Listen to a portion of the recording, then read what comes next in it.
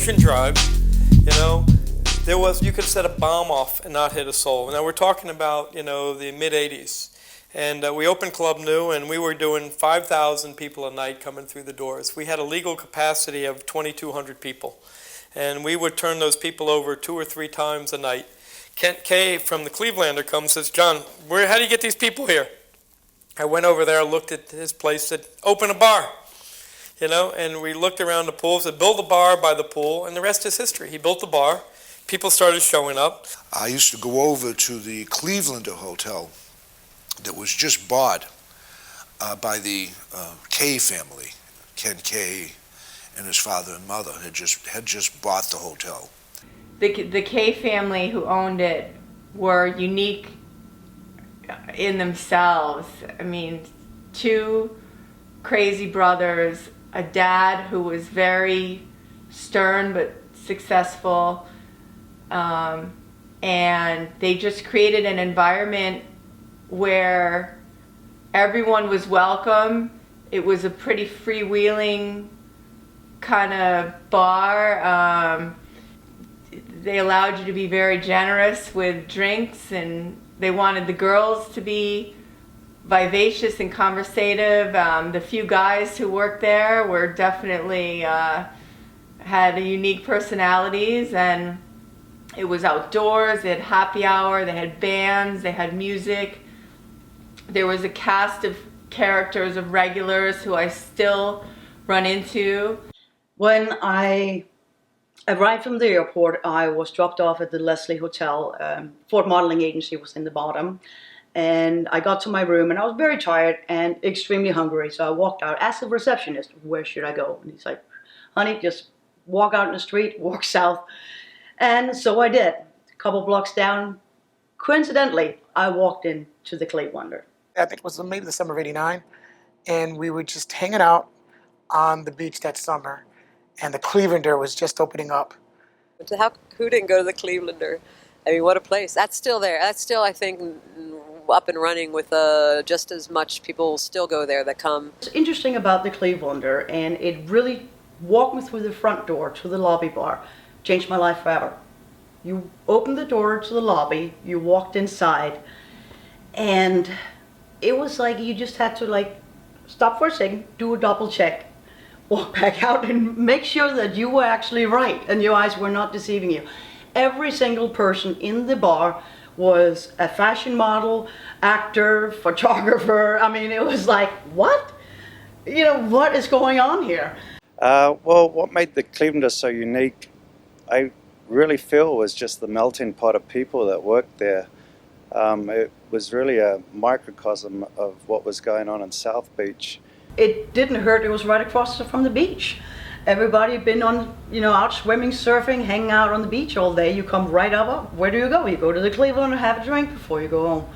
It was a lot of different people coming from a lot of different places, doing a lot of different things, but coming together and really just making this machine that was the Clevelander click and work. I mean, the modeling industry was exploding back in South Beach in those days, and the recipe was to get as many beautiful women there, to attract as many guys. That was just an escalator that really made the Clevelander into the, amazing place that it was. The Clevelander back then was a completely different place. It became a fantastic place for happy hour. Once the restaurant was put in there, it became the logical place to stay and eat. After you'd eaten, it became the best place to stay and party. Between live music and DJs, it was jamming till 5 in the morning, 7 days a week. It wasn't the best place for a hotel guest to get a lot of sleep, but the hotel guests didn't plan on getting a lot of sleep, so it worked out well for everyone. The only thing I knew about Miami, or Miami Beach at the time, was I had seen Miami Vice on TV. like Don Johnson alligator. And so When I got to the Clevelander, they were going, they really didn't change much. When the Clevelander changed back when I worked there, it was Tony and Kent Kay, and they were doing everything themselves. They built the gym while I was there. The gym was really cool. It was a sun deck before, but the gym was really cool. It brought in a lot of locals. It brought in a lot of people to hang out with when you wanted to go to the gym. We didn't have Crunch. We didn't have Equinox. We didn't have LA Fitness back then. You had little mom and pop everything. Everywhere you went on South Beach was, you paid your money to the owner. You know, you knew where that money was going. And it wasn't only the models who used to hang out there and the photographers, it was the staff. I mean, everybody was just absolutely drop dead gorgeous. It was ridiculous. Walking down a runway in front of a crowd of drunken people, you kind of need to be a little inebriated yourself. So yeah, that was always a fun day. I found the Clevelander because it was the only place that everyone told me, they said, you're a pretty girl, you have to get a job at the Cleve. If you're gonna make any money, you have to work at the Cleve. I'd like to say that it was a family, but then I would have to say that it was a somewhat dysfunctional and slightly incestuous family. The Clevelander was known as a as an incestuous group. We had a manager that put it down hard, that found out when we were partying at other places and insisted that we come and party at the Clevelander. There's always someone going up having sex in one of the empty rooms, or on the roof, or in a bathroom, or down in the beer secret area. Yeah, there was a lot of intermingling with customers and staff. So that turned into everybody dating everybody. I think it wasn't just the Clevelander being very incestuous. I think it was that family vibe, and you got to know people, and everybody, locals dated locals. It was very so often, new people would come into the mix and leave, but locals, you could really tell the difference between the locals and the people that weren't going to stay too long. Ian was famous for hiring the most beautiful bartenders and the most beautiful waitresses and that he possibly could. Working for Ian was it was either amazing or it was hellish, depending on the day. He is a real sweetheart, but definitely, just like all the managers at the Cleve, you had to kiss a little ass, make sure your ring was high, don't get caught doing anything bad, and you probably had a good day. If you got caught doing any of those other things, it wasn't a good day, and Ian made sure you knew that. We worked under Ian. Ian Hendry was this little short English guy who was strict as could be, and you were kind of scared of him, and everything would be kind of like relaxed. Then Ian would step on the property and we'd call each other as like, he's here, and everybody would clap their heels together and straighten up and straighten out. The Clevelander had 3 bars. It was centered around a pool. And the funniest thing about the pool is I could guarantee you when people started filing in at 8 o'clock, I could tell you which ones were going to go in the pool. Which ones were going to push people in the pool and which ones were going to go flying at 1 o'clock. It was, the pool was definitely a hazard, but it was a fun hazard. Gosh, at the end of the night on Sunday night, you could see all the quarters people would give me, and if they tipped me a quarter, it was going in the pool. We had 3 bars outside and 1 bar inside. The inside bar was only for very late nights and when it rained. The main bar is the bar I worked at with Wendy, Risa, Jaybird, a couple of Karen, Kelly. That was a hardcore bar. You did not sit at my bar. Sorry, but it was 5 deep, and if you saw a bar stool, it was because someone dragged it from somewhere, and it was going to go pretty soon. Any given time you'd look, and there'd be an ocean of arms just up in the air. We're like, hey, over here, over here. I mean, it was never ending. And it was insane. I mean, the numbers we did was, I mean, I think at some point we were selling more Coronas than any other bar in Florida. I mean, they sold the most Budweiser in the state of Florida for the whole time they were open. We called it real estate, and you didn't stand at the bar. Basically, we would let people sit around the service bar or the raw bar or what we called the yogurt bar.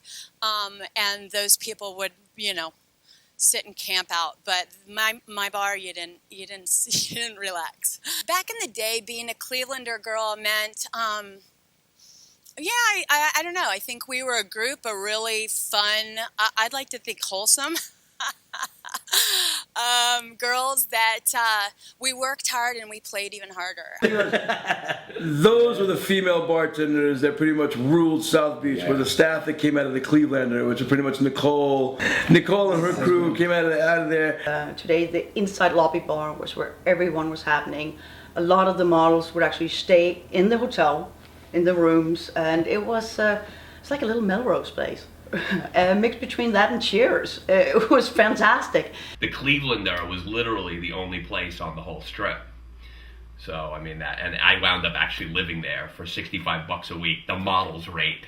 We had a reputation for really holding the line, like you had to show respect at our bars to get something for free, and we gave that same respect in return. Yeah. And everybody took care of everyone. We almost had like a bartering system all the way around town, so that we would always take care of the people that was in our family. It was like in the biz vibe, and it really created a bond not only at the Clevelander but for all the locals on South Beach. One of the best advantages of being a Clevelander bartender is that I could go, it guaranteed you access to any other club on the beach, because the Clevelander wasn't a big nightclub. It was a place where all the people that worked in nightclubs would come and drink.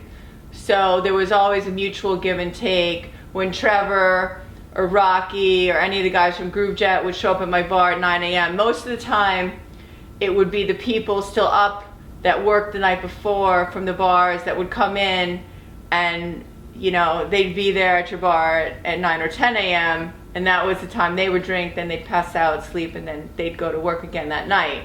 So because I was a newbie, I had that morning shift. But it worked out well because I got to meet all these interesting people who helped me when I was done with my shift. Clevelander girls were basically about 8 of us, and we would all take the same night off. We would all dress the same. We would all party beforehand, and we'd go out in a pack, eat dinner, throw money around. It was good to be a Clevelander girl back in the day. Clevelander itself was unique. It was a beach bar. People came right off the beach, for happy hour. It didn't matter. You could come any way you wanted to. You could be in jean shorts. You could be in a bikini top. You could be in a suit. It was almost like the bar in Star Wars. It had everybody there, and everybody was welcome, and it was warming.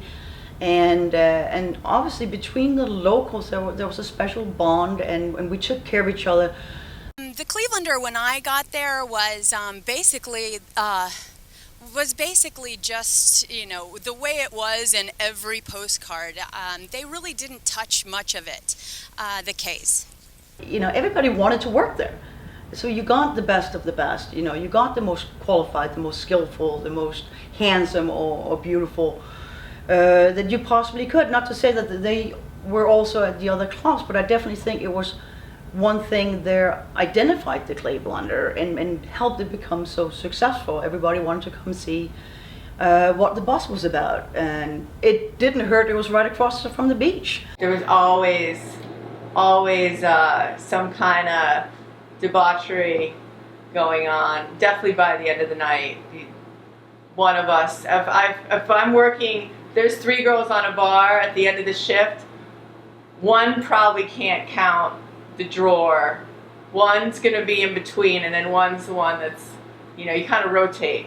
If you're the, it's your day to get kind of fucked up, and then you kind of don't get fired. There's one that's kind of stays Responsible. Responsible, yeah. So if you have 3 bartenders that are a mess, that's no good. You need to have the range. I met the most incredible group of friends that are still my friends today. They consisted of all of the female bartenders and a lot of the managers and owners of the Clevelander. So many people came out of that environment able to pursue their dreams because of you know what they did at the Cleve.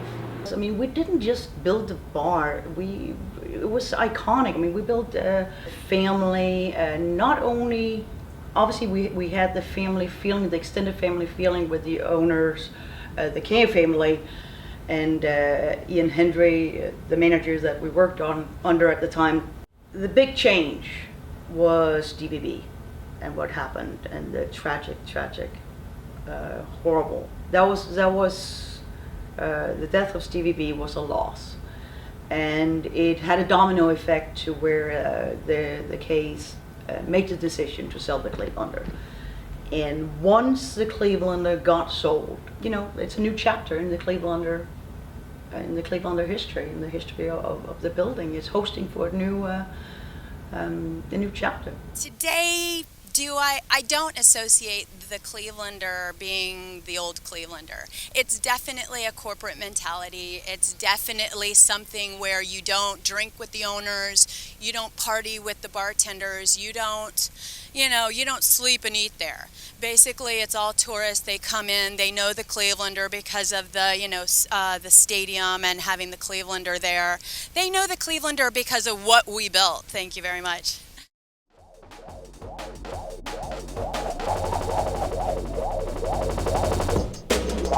Yeah.